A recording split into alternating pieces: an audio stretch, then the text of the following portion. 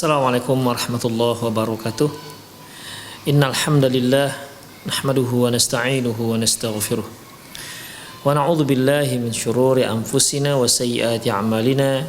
May yahdihillahu fahuwal muhtad wa may yudlil falan tajida lahu waliyyan mursyida. Asyhadu an la ilaha illallah wahdahu la syarika lah wa asyhadu anna Muhammadan 'abduhu wa rasuluhu alladzi la nabiyya ba'dah. Wa qala Allah subhanahu wa ta'ala Ya ayyuhalladzina amanu taqullaha haqqa tuqatih wa la tamutunna illa wa antum muslimun. Ya ayyuhalladzina amanu taqullaha wa qulu qawlan sadida yuslih lakum a'malakum wa yaghfir lakum dhunubakum wa man yuti'illaha wa rasulahu faqad faza fawzan 'azima. Ya ayyuhan nasu taqu rabbakumul ladzi khalaqakum min nafsin wahidah wa khalaqa minha zawjaha wa batha minhuma rijalan katsiran wa nisaa wa taqullaha alladzi tasaaluna bihi wal arham innallaha kana 'alaikum raqiba. Amma ba'du, innastaqal hadithi kitabullah wa khairal hadi hadi Muhammad sallallahu alaihi wasallam wa syarrul umur muhdatsatuha wa kullu muhdatsatin bid'ah wa kullu bid'atin dhalalah wa kullu dhalalatin finnar. Kaum muslimin dan kaum muslimat, para pemirsa Rosa TV dimanapun Anda berada, alhamdulillah kembali kita bertemu dalam kajian kitab yaitu Fiqh Tarbiyatil Abna. Yang lalu penulis telah menyinggung bahwasanya hendaklah orang tua membiasakan anaknya dengan bahasa-bahasa Islam, yaitu seperti bahasa Arab, dan hendaklah dia membiasakan panggilan anaknya dengan panggilan-panggilan yang biasa digunakan dalam Islam, sehingga seperti Umi, Abi dan lain-lainnya. Ya, tidak ditukar malah dengan panggilan-panggilan bahasa asing seperti papa, mama misalnya, atau tante misalnya. Ya, oleh karena itu ya, untuk agar mereka lebih mencintai bahasa Islam, biasakanlah mereka memanggil dengan istilah-istilah yang biasa digunakan di kalangan umat Islam. Kemudian ikhwah, waliyu'allim minka waliyata'allama minka waladuk inda tanawulik sima'atul hatif. Assalamualaikum warahmatullahi wabarakatuh. Hendaklah mereka belajar darimu ketika dia mengangkat telepon dengan ucapan Assalamualaikum warahmatullahi wabarakatuh. Wala yata'allamanna minka kalimat halo. Janganlah mereka mengambil darimu, belajar darimu dengan kalimat halo. Falaka fis salami alaikum warahmatullahi wabarakatuh salasuna hasanah kama ja'ani Nabi sallallahu alaihi wasallam. Karena jika itu lakukan, maka kamu akan mendapatkan 30 kebaikan sebagaimana yang diriwayatkan dari Nabi sallallahu alaihi wasallam. Maksudnya begini ikhwah. Ketika kita berbicara melalui telepon, maka hendaklah kita ucapkan Assalamualaikum warahmatullahi wabarakatuh. Jangan kita ucapkan halo. Artinya jangan ganti ucapan Assalamualaikum dengan kalimat halo. Ya. Jangan ganti ucapan Assalamualaikum dengan kalimat halo. Namun kalaupun kita menggunakan halo merupakan kalimat pembuka, maka tidak mengapa, tapi ingat janganlah tinggalkan yang namanya salam. Demikian ikhwah. Sebagaimana yang disebutkan oleh para ulama bahwasanya ketika kita menghubungi seseorang melalui hatif, melalui telepon, maka kita itu ibaratnya seperti sedang mengunjungi seseorang. Ya, seperti sedang mengunjungi seseorang. Dan kita yang menerima telepon, kita ibaratnya seperti orang yang sedang dikunjungi oleh seseorang. Jadi orang yang menelpon seperti orang yang sedang mengunjungi, kita yang ditelepon seperti orang yang sedang dikunjungi. Oleh karena itu, adab bagi orang yang mengunjungi sama seperti adab orang yang mengunjungi, maka ya seperti sebagaimana yang telah kita fahami bahwasanya kita mengucapkan salam kepada mereka. Ya. Dan orang yang yang dikunjungi menjawab salam waalaikumsalam. Demikian ikhwah, seperti kita kalau mengunjungi teman kita. Oleh karena itu bagi orang yang menelpon, maka dan dia tahu tentunya yang ditelepon ini adalah seorang muslim, maka dia disunnahkan seharusnya dia mengucapkan assalamualaikum warahmatullahi wabarakatuh. Demikian ikhwah, ya. Dan ini tentunya tidak boleh dia ucapkan ketika dia nelpon orang-orang yang non muslim, karena Rasulullah sallallahu alaihi wasallam bersabda, la tabdaul yahud wan nasara bis salam. Janganlah kalian memulai mengucapkan salam kepada orang-orang Yahudi atau orang-orang Nasrani. Demikian ikhwah. Kita pun sebagai orang yang ditelepon, kita tidak tahu yang nelpon kita ini apakah orang muslim ataukah tidak. Demikian ikhwah, ya. Maka jangan langsung janganlah kita mengucapkan salam kepada mereka. Karena banyak kita lihat ikhwah, ketika ditelepon kita yang mengucapkan salam terlebih dahulu. Ya, ketika kita tahu bahwasanya apa yang nelpon kita itu adalah seorang muslim. Namun sebaiknya Allahu a'lam bissawab, ya, seperti orang yang sedang dikunjungi, maka kita tunggu saja ucapan salam dari dia. Setelah dia mengucapkan salam, maka kita jawab salam kita. Demikian ikhwah rahimanallahu wa iyyakum, ya. Ketika kita menerima telepon, maka kita tunggu ucapan salam dari dia. Barulah kita menjawab salamnya. Demikian ikhwah, ya. Ketika kita sebagai tanda kita sedang merespon teleponnya, bolehlah kita katakan halo, ya, siapa, begitu. Kemudian di sana mengucapkan salam, maka kita jawab waalaikumsalam warahmatullahi wabarakatuh. Demikian ikhwah, ya. Jadi jangan sampai ucapan salam itu diganti dengan ucapan halo. Wa yajdaru bil abi ayyu'allima auladahu 'inda ta'rifi bi anfusihim wa dzikra asma'ihim ismi fulanun ibnu fulanin. Dan juga sangat penting bagi seorang ayah mengajarkan anaknya untuk mengenalkan diri mereka dengan menyebutkan namanya dan nama ayahnya dengan sebutan bin, ya. Ketika dia mengenalkan diri, ya, maka dia sebutkan saya fulan bin fulan, ya. Kalau namanya Muhammad, ayahnya Zaid, maka dia sebutkan saya Muhammad bin Zaid. Ada penyebutan kata-kata bin, ya, bukan Muhammad Zaid, ya, tapi Muhammad bin Zaid. Dia sebutkan namanya, dia sebutkan binnya, dan dia sebutkan nama ayahnya. Jadi Muhammad bin Zaid. Atau fulanah bintu fulanah, ya, kalau dia seorang wanita, dia sebutkan namanya, disebutkan bintinya, disebutkan nama ayahnya. Seperti Fatimah binti Zaid misalnya, ya, bukan Fatimah Zaid, tapi Fatimah binti Zaid, disebutkan nama bintinya, tidak dihilangkan. Fahakadha samatna wa ala hadha daraja salafuna. Demikianlah ciri-ciri kita, dan demikianlah yang diajarkan para salaf kita terdahulu. Bi itsbati kalimati ibni, dengan menyebutkan lafaz bin, ya, dengan menyebutkan lafaz bin. Wallahu subhanahu wa ta'ala qala fi kitabihil karim, dan Allah subhanahu wa ta'ala menyebutkan dalam kitabnya yang mulia, wa Maryam binata Imran allati ahsanat farjaha, At-Tahrim ayat 12. Dan Maryam binti Imran yang suci kehormatannya. Di sini Allah menyebutkan Maryam binti Imran, walam yakul Maryam Imran, ya. Allah menyebutkan Maryam binti Imran, ada bintinya.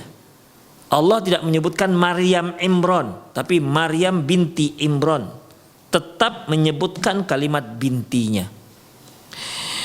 Wa ma'lumun ladal jami' anna nabiyana Muhammadan sallallahu alaihi wasallam huwa Muhammad bin Abdullah. Sebagaimana yang sudah dimaklumi kita semua bahwasanya Muhammad, Nabi kita Muhammad, dia adalah Muhammad bin Abdullah. Ya. Wastahjinu mayyaqul Muhammad Abdullah. Dan akan canggung kalau ada yang mengatakan beliau adalah Muhammad Abdullah. Akan canggung ikhwah. Wa hahuna anqulu lafatun nazar ilaihi fadilata lafatan nazara ilaihi fadilatu Syekh Bakar bin Abdullah Abu Zaid fi risalatihi Tasmiyatul Maulud. Inilah yang menjadi sorotan fadilatu Syekh Bakar bin Abdullah Abu Zaid dalam buku beliau Tasmiyatul Maulud. Faqala rahimahullah, beliau mengatakan, wa hahuna adzkur daqiqatan tarikhiyatan muhimmah. Di sini dalam kitab beliau menyebutkan, di sini saya akan menyebutkan sejarah yang penting. Wahia, yaitu annal tizamal lafzatil ibni bainal ismil ibni wa abihi mathalan fakanat la ya'rifu siwahu ala ikhtilafil umam. Bahwasanya hendaklah kita itu tetaplah menyebutkan bin antara, ya, tetaplah menyebutkan bin antara nama si anak dengan nama ayahnya, dan itu tidak diketahui kecuali hanya di kalangan kaum muslimin. Demikian ikhwah. Atau dan tidak, sehingga dia tidak diketahui kecuali sehingga dia tidak dikenal kecuali dia. Ya, ketika dia menyebutkan saya fulan bin fulan, dialah orangnya. Orang tidak melihat yang lain lagi. Demikian ikhwah rahimani Allah wa iyyakum. Mungkin Abdullah banyak. Abdullah mungkin banyak. Muhammad mungkin banyak. Tapi Muhammad yang fulan ini tentu ayahnya akan berbeda. Ya, makanya sebutkan binnya. Mungkin yang satu adalah Abdullah ayahnya Zaid, yang satu Abdullah ayahnya Muhammad, yang satu Abdullah ayahnya Khair, yang satu Abdullah ayahnya misalnya Yazid. Demikian ikhwah. Dengan menyebutkan bin, maka jelaslah bahwasanya dia adalah si fulan. Ya, yang punya nama ini adalah si fulan. Kalau ada ayahnya misalnya Yazid, berarti Muhammad bin Yazid, tetap menyebutkan nama binnya, tetap menyebutkan kata-kata bin. Summa li zahirati tabanni ghaira rushdi fi rubah fil urubah saral mutabanni yufarriqu baina ibnihi li sulbihi fayaqulu fulan ibnu fulan. Kemudian karena banyaknya terjadi pengangkatan anak di Eropa, maka para ayah angkat ingin membedakan antara anak angkat dengan anak kandung. Beliau mengatakan fayaqulu fulan ibnu fulan. Mereka mengatakan untuk anak kandungnya fulan bin fulan. Disebutkan binnya fulan bin fulan. Ya, jadi kalau dia nama anaknya Muhammad, nama dia Yazid, berarti Muhammad bin Yazid, disebutkan binnya. Wa baina ibnihi li ghairi sulbihi. Adapun anak angkatnya yang bukan kandungnya, fayaqulu fulan fulanun. Dia mengatakan fulan fulan, enggak pakai bin. Ya. Jadi misalnya dia punya anak, satu anak kandung namanya Muhammad, yang satu lagi anak angkat namanya Ahmad misalnya. Ya. Anak kandungnya Muhammad, anak angkatnya Ahmad. Dia bernama Yazid. Maka untuk membedakan antara anak kandung dengan anak angkat, yang anak kandung mereka sebutkan dengan kalimat bin, yang anak angkat mereka tak sebutkan. Jadi Muhammad yang merupakan anak kandung disebutkanlah Muhammad bin Yazid. Adapun si Ahmad yang merupakan anak angkat, maka disebutkan Ahmad Yazid tanpa menyebutkan bin. Itulah munculnya ikhwah penghilangan kata-kata bin antara nama anak dan nama ayah. Ya, jadi ikhwah, asalnya begitu. Mengapa terjadi penghilangan kata-kata bin antara nama anak dan nama ayah. Saya ulangi bahwasanya di Eropa, ikhwah, karena semakin semaraknya pengangkatan anak, maka mereka untuk membedakan antara anak angkat dengan anak kandung, kalau anak kandung disebutkan binnya, kalau anak angkat tak disebutkan binnya. Kalau anak kandungnya namanya Muhammad, anak angkatnya namanya Ahmad, sementara dia namanya Yazid, maka untuk Muhammad disebutkan Muhammad bin Yazid. Untuk anak angkat itu si Ahmad, maka disebutkan Ahmad Yazid. Kemudian summa asqatat fil jami'. Ya, summa asqatat fil jami'. Kemudian setelah berlalu waktu, ya, setelah berlalu sekian lama, akhirnya tak lagi disebutkan nama bin, baik untuk anak kandung apalagi untuk anak angkat, sehingga tidak ada lagi perbedaan. Summa sara hadzal isqati ilal muslimin fil qarni rabi' asyar hijri. Kemudian, ya, penghapusan nama kata bin antara nama anak dan ayah mulailah masuk ke kalangan kaum muslimin di abad ke-14 Hijriyah. Fasaru yaquluna masalan Muhammad Abdullah. Hilanglah kata binnya, dan itulah yang kita saksikan sekarang ini. Ya, itulah yang kita saksikan sekarang ini. Padahal di Indonesia nama anak itu jarang yang satu kata, ikhwah. Ya, di Indonesia jarang satu kata, seperti saya, Ali Nur, 2 kata. Ya, kalau saya nggak sebutkan binnya, nanti orang mengira saya namanya Ali, bapak saya namanya Nur. Padahal Ali Nur itu merupakan nama saya. Nama ayah saya Ali Munir. Demikian. Jadi seharusnya saya menamakan itu adalah Ali Nur bin, ada binnya, bin Ali Munir. Ali Nur bin Ali Munir, seharusnya begitu.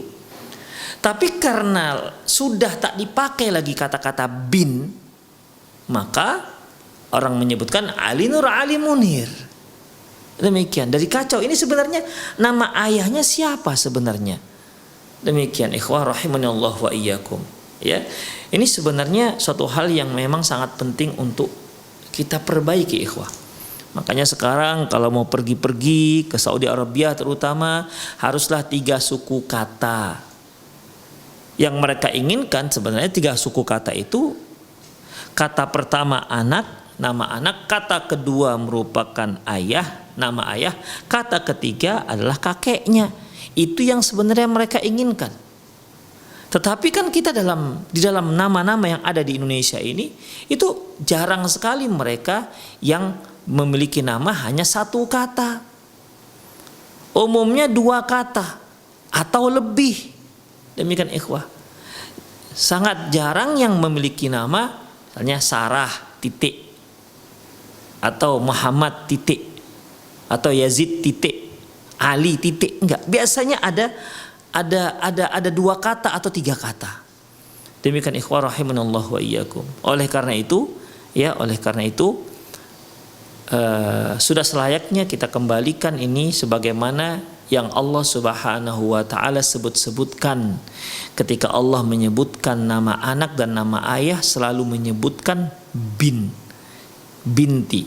Seperti wa Maryam binata Imran allati ahsanat farjaha. Allah mengatakan Maryam binti Imran, disebutkan bintinya. Ya, disebutkan bintinya. Demikian, ikhwah. Jadi penghilangan kata-kata bin ini, ikhwah, ini merupakan ada tahapannya, sehingga terhapuslah kata bin antara nama anak dengan nama ayahnya yang seharusnya kita kembalikan sebagaimana semula. Tetap kita pertahankan kata-kata bin, ya. Tetap kita pertahankan adanya lafaz bin antara nama anak dan ayah. Wa hadza uslubun maulidun dakhilun la ta'riful Arab.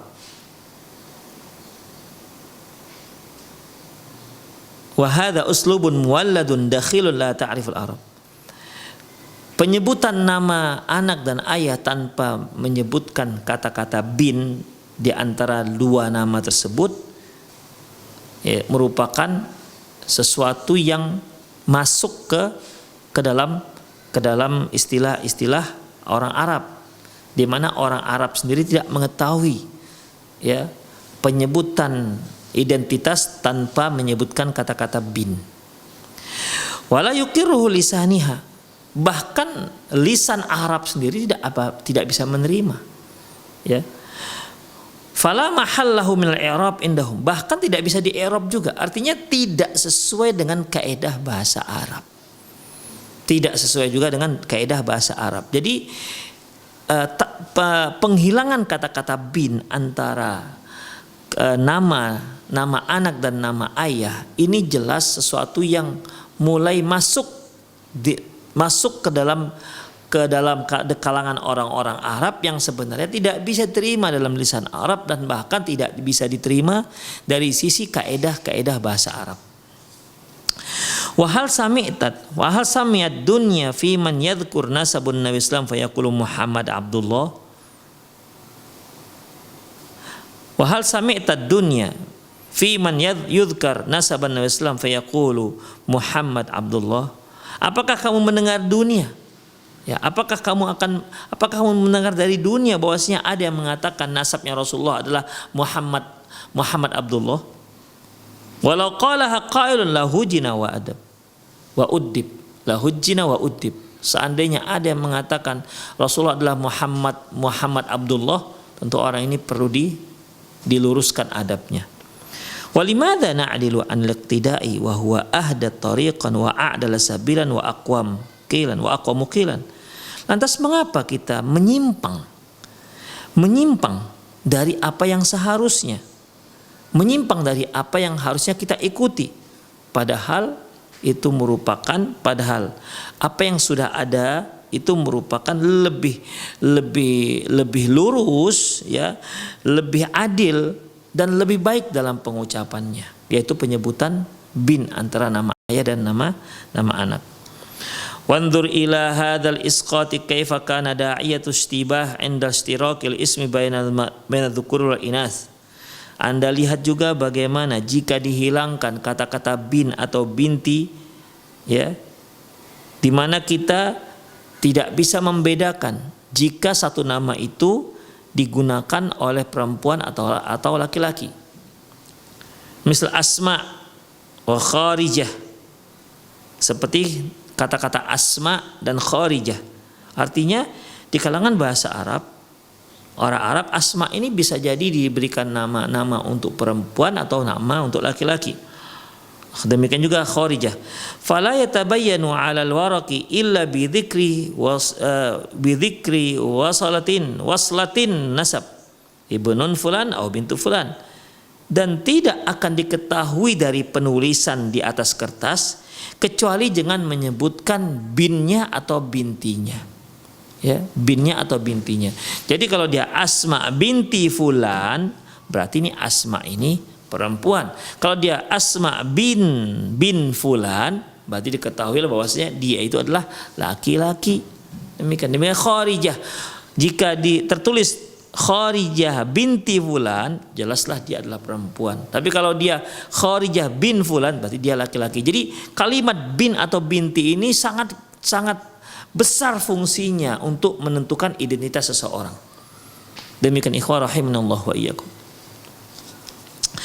Wa wuffiq rahimahullah fima arsyada ilaihi, dan Allah Subhanahu wa taala memberi taufik kepada rahimahullah, maksudnya pada Syekh Bakar bin Abdullah Abu Zaid tentang masalah ini. Beliau menekankan jangan sampai dihilangkan kata bin atau binti di antara nama anak dan nama ayahnya. Faqara'na walhamdulillah mustamirra fi kutubul hadis. Dan wa wufiq rahimahullah fi ma arsyada ilaihi, dan rahimahullah telah mendapatkan taufik dari Allah Subhanahu wa taala sebagaimana apa yang telah dia isyaratkan. Faqara'na faqira'atuna walhamdulillah, dan bacaan kita faqira'atuna, bacaan-bacaan kita, segala puji bagi Allah, mustamiratun fi kutubil hadis, tetap kita baca dalam buku-buku hadis. Fa Umar fahuwa Umar bin Khattab. Kalau kita baca dalam kitab-kitab hadis, maka Umar tetap disebutkan Umar bin Khattab. Utsman tetap dibaca Utsman bin Affan, Utsman bin Affan. Ali, dia adalah Ali bin Abi Thalib, Ali bin Abi Thalib, tetap disebutkan binnya. Faqabihun wal mustahjinu, sungguh buruk kalau dikatakan Umar Khattab, Utsman Affan, Ali Abu Thalib. Sangat tidak enak kedengarannya dan sangat tidak punya adab. Demikian ikhwah, ganjil kedengarannya. Siapa sahabat kedua yang menjadi khalifah? Umar Al-Khattab. Ini suatu keganjilan. Yang menjadi khalifah ketiga Utsman Affan. Yang jadi khalifah keempat Ali Abu Thalib. Coba. Ini satu hal yang aneh ikhwah. Gara-gara apa? Gara-gara kalau kita hapuskan kata binnya di antara namanya dan nama mereka dan nama ayahnya. Demikian ikhwah rahimanallah wa iyyakum. Ya. Jadi masalah ini haruslah sangat kita perhatikan. Wa kadzalika tabi'un. Demikian juga kita lihat bagaimana para tabi'in. Urwah Az-Zubair wala Sa'id Al-Musayyib. Ya, Urwah Az-Zubair wala Sa'id Al-Musayyib. Enggak ada kita dengar Urwah Az-Zubair, Sa'id Al-Musayyib, tidak ada. Ya. Tidak ada kita dengar. Yang ada Urwah bin Zubair, Sa'id Ibnul Musayyib, ada binnya. Aneh kedengarannya kalau kita dengar seorang tabi'in yang namanya Urwah Az-Zubair, Sa'id Al-Musayyib. Enggak ada, aneh kedengarannya. Makanya ikhwah, jangan hilangkan kata bin. Wa kadzalika man jaa'a ba'dahum. Demikian juga orang-orang yang datang setelah mereka yaitu tabi'in seperti Umar bin Abdul Aziz. Aneh kedengarannya kalau Umar Abdul Aziz. Siapa Umar bin Abdul Aziz? Umar Abdul Aziz, dihilangkan binnya. Maka yang benar Umar bin Abdul Aziz. Oh, baru familiar orang ini kalau disebutkan binnya. Demikian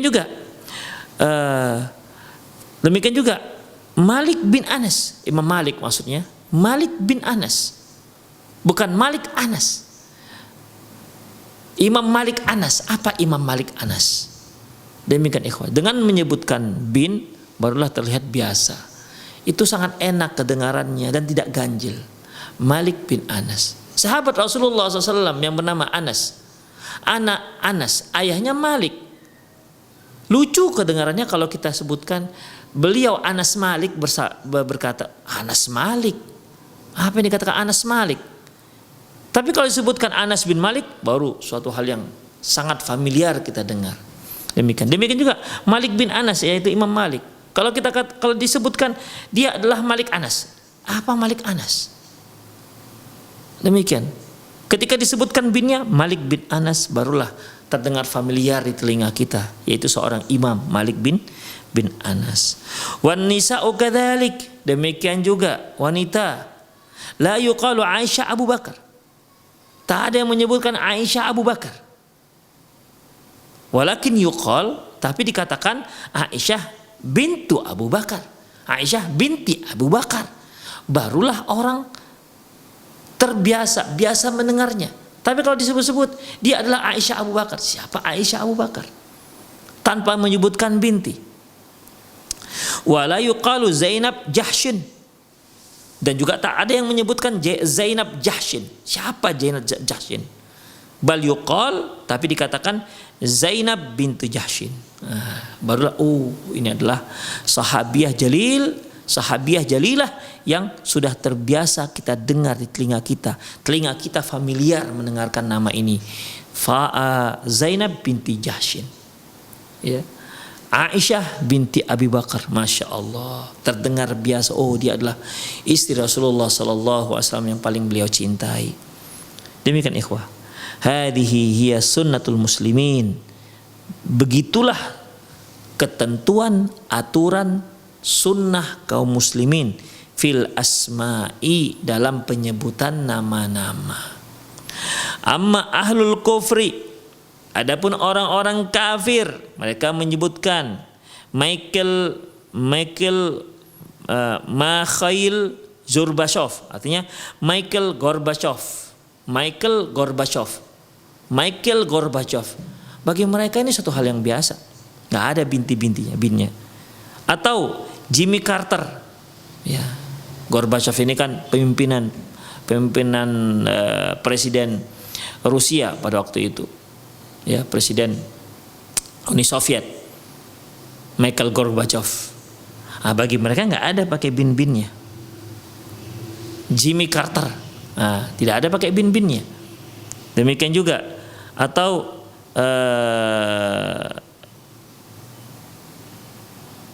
Menachem Begin ini orang Polandia, ikhwah. Ya, kalau Jimmy Carter mantan presiden Amerika Serikat. Itulah yang dilakukan orang-orang kafir. Mereka tidak pernah menyebutkan pakai bin-bin. Ya, beda halnya dengan kaum muslimin, dari dahulu tetap menyebutkan bin atau binti. Tilka hiya sunnatuhum min asma'ihim. Begitulah aturan nama-nama mereka orang kafir. Falima na'dilu an hadin nabiyina ila hadi ghairih.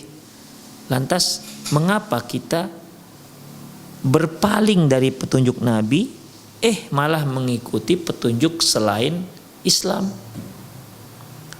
Walima natruku sunnatahu wa nalhathu wara'i sunnati man siwah.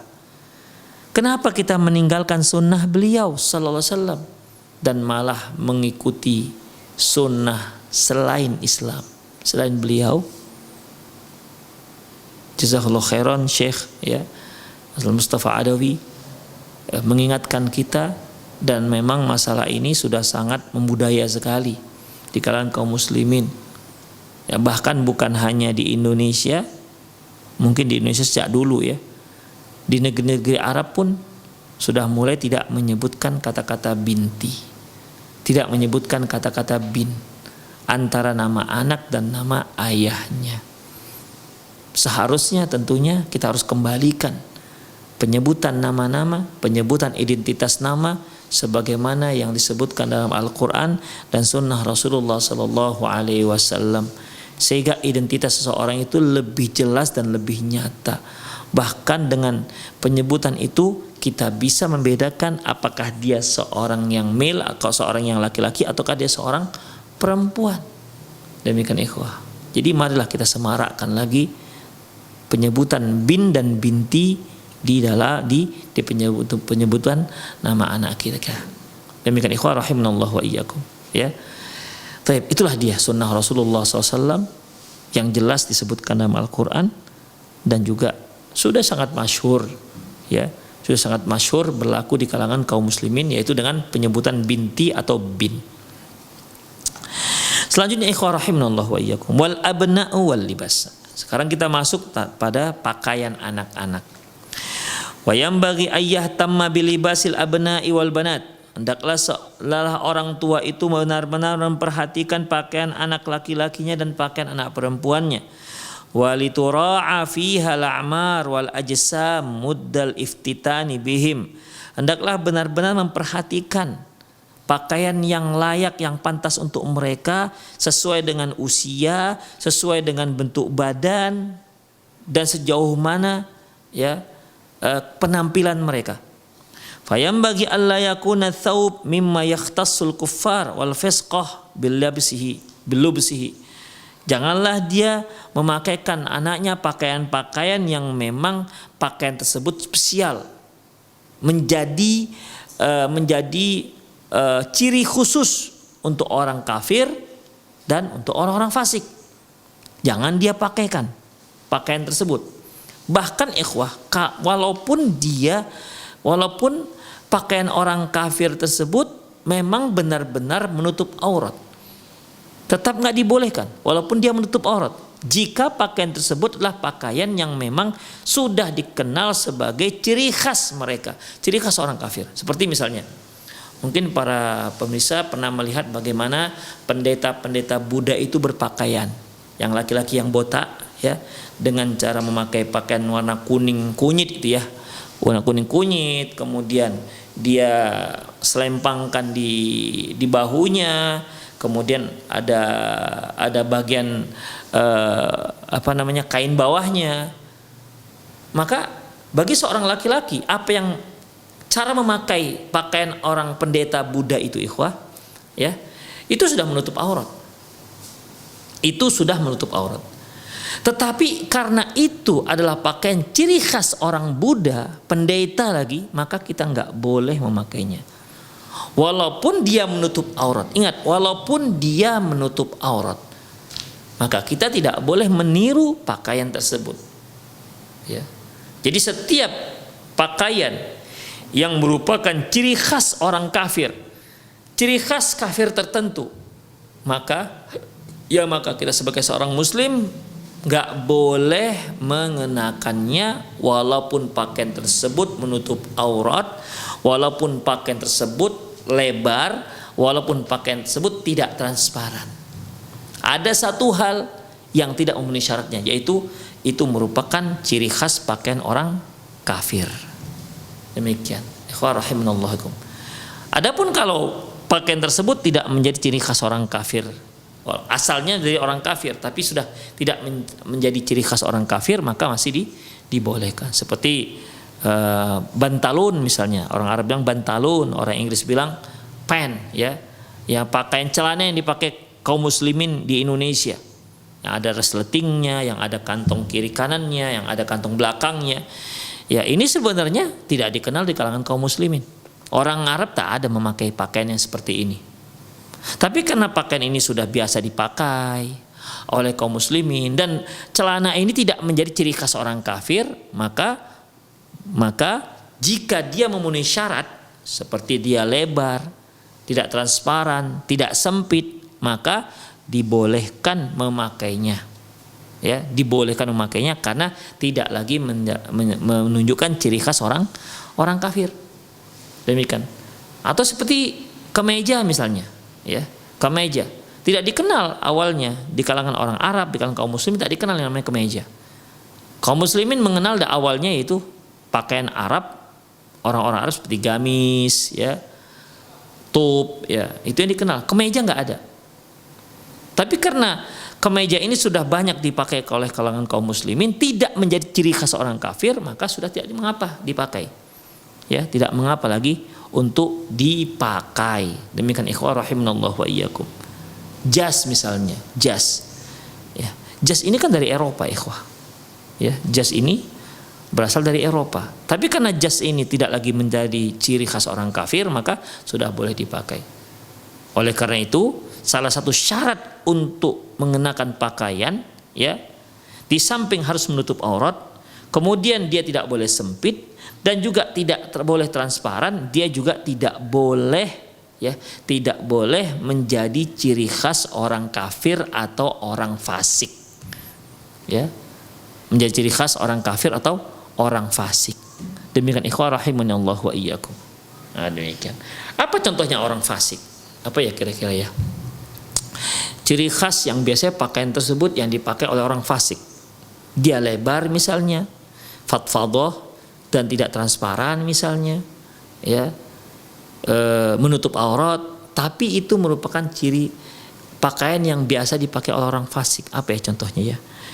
Mungkin ini ikhwah, celana panjang kemudian yang dirobek-robek, ya, dirobek-robek celananya, yang robekan itu dibuat bulu-bulu. Ya, robekannya itu mungkin sekitar betis, kan nggak kelihatan. Betis kan bukan aurat kan betis.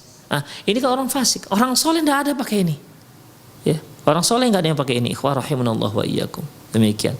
Ya, jadi hendaklah kita sebagai orang tua perhatikan ini. Jangan pakaikan anak kita pakaian-pakaian yang menjadi ciri khas orang kafir, walaupun, ya, pakaian tersebut menutup auratnya, walaupun pakaian tersebut yang tidak transparan, walaupun pakaian tersebut tidak ketat.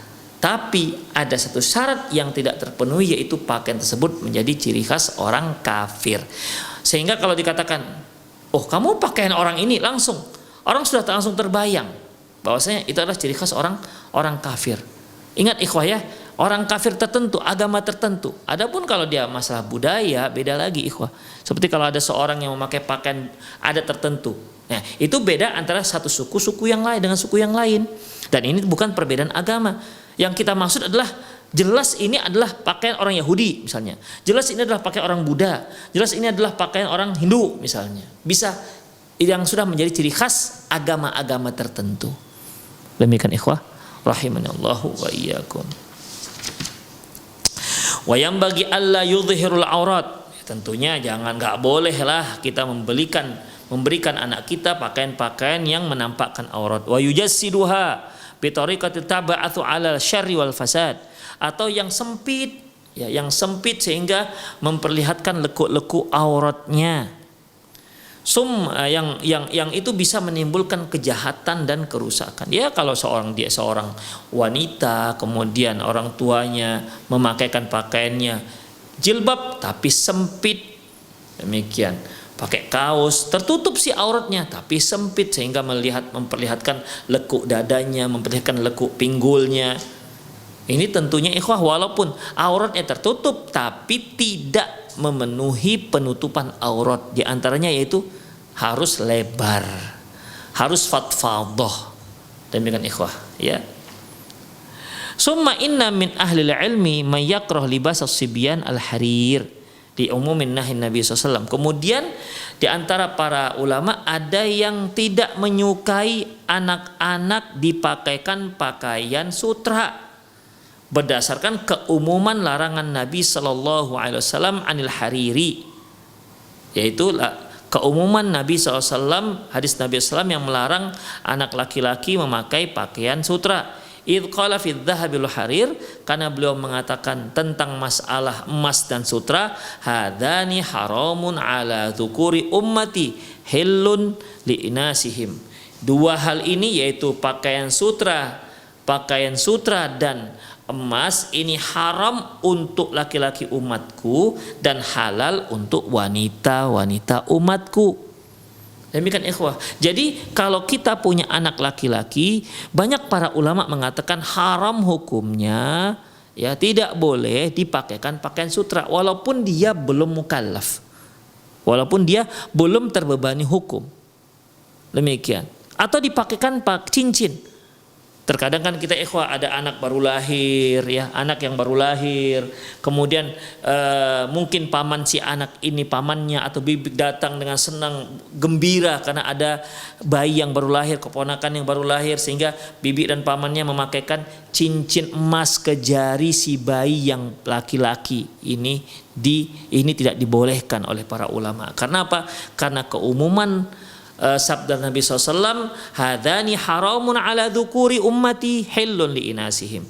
Dua hal ini haram untuk anak laki-laki umatku dan halal untuk perempuan. Tapi kalau seandainya bayinya perempuan, ya boleh tentunya. Demikian ikhwah rahimanallah wa iyyakum, ya. Disebutkan di sini di antara para ulama, berarti ada yang membolehkan dengan alasan itu tadi, bahwasanya mereka belum dibebani hukum. Mereka masih bayi, sholat aja belum, tutup aurat juga belum, maka otomatis ya bolehlah dipakaikan emas, bolehlah dipakaikan pakaian-pakaian yang terbuat dari sutra, ya. Tapi tentunya pendapat ini lemah, ya. Pendapat ini lemah. Ketika si anak dipakaikan emas, si anak bayi laki-laki dipakaikan emas, yang menjadi permasalahannya adalah yang memakaikan dia. Kalau si bayinya memang tidak berdosa, tapi yang memakaikan kan tahu bahwasanya Rasulullah mengatakan haramun ala dzukuri ummati, haram atas anak laki-laki umatku. Bukankah si bayi anak laki-laki? Termasuk keumuman hadis Rasulullah SAW. Ketika dia dipakaikan emas oleh ayahnya atau bibinya atau tantenya atau pamannya, maka si anak ya tidak berdosa, tapi yang memakaikan berdosa ikhwah. Ya, dia sudah tahu tidak boleh anak laki-laki pakai emas, ya kenapa dipakaikan? Kalau dia tak berdosa, yang memakaikanlah berdosa. Demikian ikhwah rahimanallahu wa iyyakum. Tapi itu saja sementara kajian kita. Besok insyaallah kita lanjutkan lagi. Demikian aku qauli hadza wa astaghfirullah li wa lakum wa lisal muslimin innahu wal ghafurur rahim. Bagi para pemirsa yang ingin bertanya, Anda boleh menghubungi layan layanan telepon dengan nomor yang sudah ada di pesawat televisi Anda, atau Anda juga boleh ya, atau Anda juga boleh mengirimkan pertanyaan melalui via WhatsApp ke nomor yang sudah tertera di pesawat televisi Anda, atau langsung juga ke nomor saya juga boleh ya, nomor khusus untuk tanya jawab yaitu di 089561132778. Baik, assalamualaikum Ustadz, semoga Allah selalu menjaga Ustadz beserta keluarga Ustadz, amin ya Rabb. Ini ada teman ana mau bertanya, anak saya usia 3 bulan Ustadz, qadarullah anak saya bingung puting, tidak mau menyusu langsung. Bingung puting ya, ini istilah apa, istilah ibu-ibu. Bingung puting itu artinya si bayi nggak mau menyusu langsung ya, mungkin suatu kadang-kadang dikarenakan pernah diberhentikan sebentar, kemudian bingung dia nggak mau lagi dia langsung minum susu dari ibunya, dari payudara ibunya. Bingung puting namanya. Atau mungkin dikarenakan Allahu alam, mungkin si ibu minum sesuatu, makan sesuatu sehingga pada saat itu berubah agak lain rasa susunya, akhirnya si bayi nggak mau. Ya banyak hal lah ikhwah ya. Tapi pas air susu anak diletakkan dalam dot, anak-anak mau menyusu, pas anak letakkan langsung ke asal air susu tersebut, payudara, anak tidak mau Ustaz. Jadi ini kisahnya masalahnya dia kalau pakai dot mau, kalau langsung dinenenkan ke ibunya nggak mau. Demikian ikhwah ya, gara-gara bingung puting tadi itu.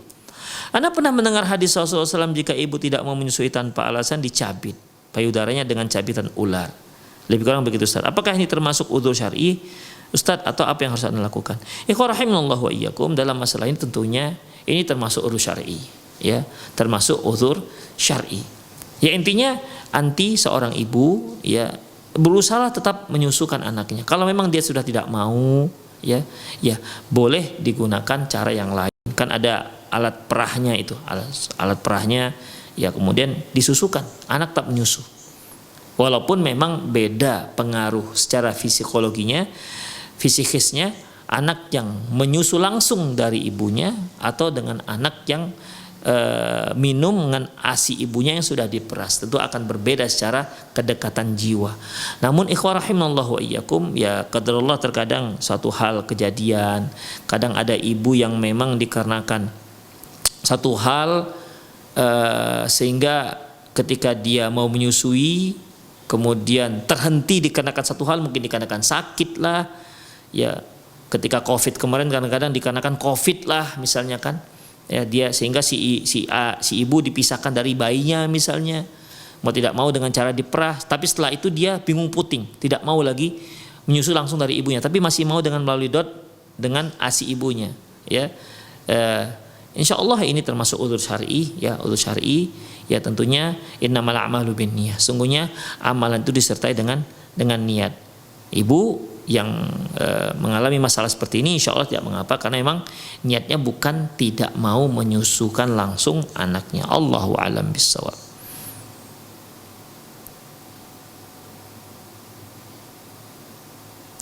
Assalamualaikum warahmatullahi wabarakatuh. Ustaz, ana mau bertanya, mana yang lebih utama, puasa Senin Kamis atau puasa Ayyamul Bid?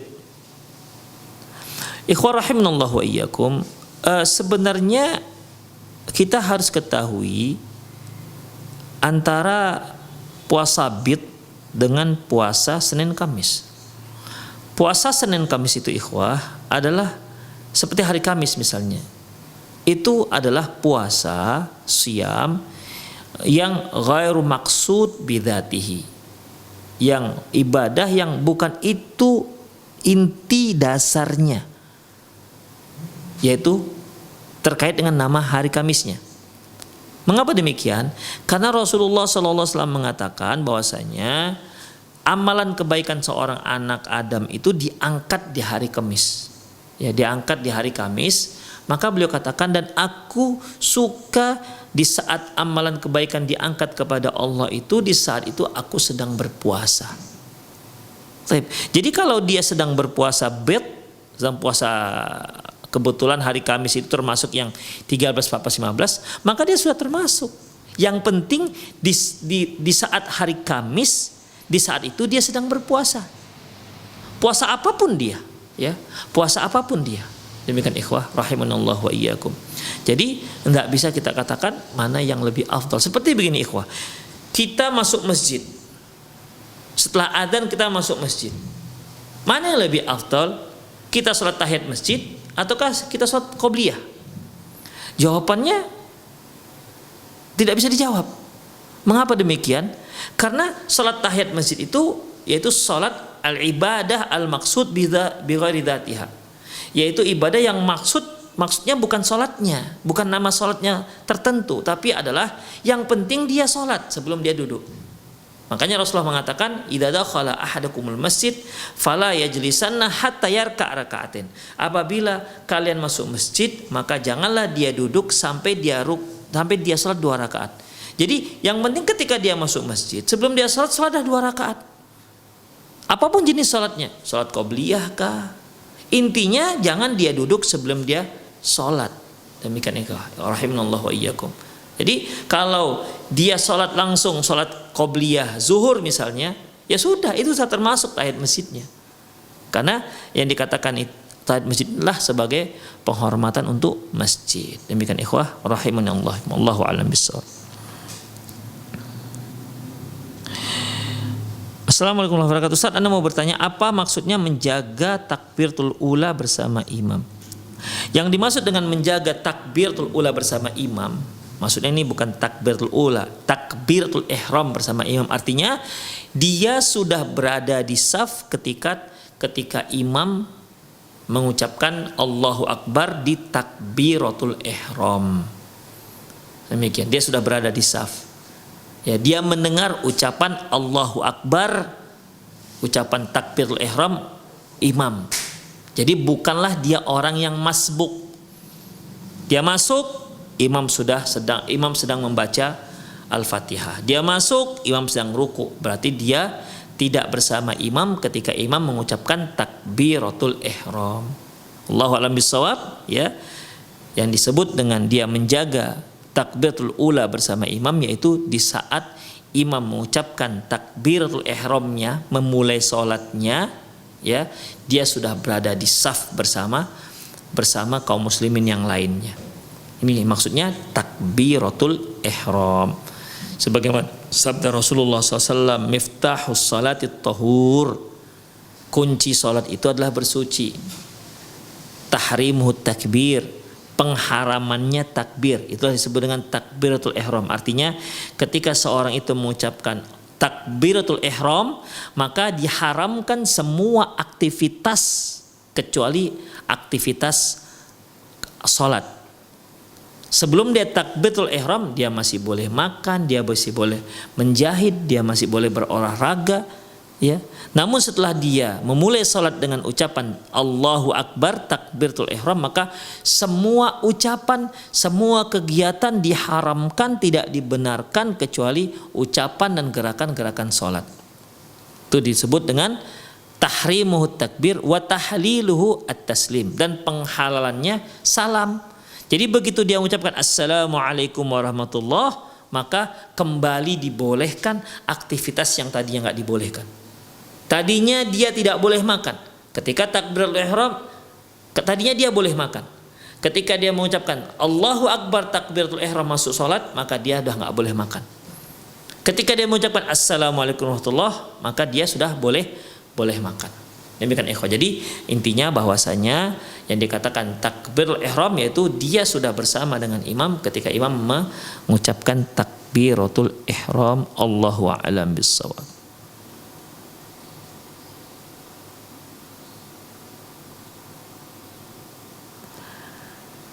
Tapi ikhwah, sepertinya tidak ada lagi pertanyaan yang masuk. Sepertinya ini saja kajian kita. Semoga Allah Subhanahu wa taala memudahkan semua urusan kita. Semoga Allah Subhanahu wa taala beri istiqomah kita dalam agamanya dan sunnahnya. Demikian aku qouli hadza wa astaghfirullah li wa lakum wal muslimin innahu wal ghafurur rahim. Kita akhiri dengan doa kafatul majlis. Subhanakallahumma wa bihamdik asyhadu an la ilaha illa anta astaghfiruka wa atubu ilaihi. Wa sallallahu ala nabiyyina Muhammad wa ala alihi wa ashabihi ajma'in. Wa akhiru da'wana alhamdulillahirabbil alamin. Assalamualaikum warahmatullahi wabarakatuh.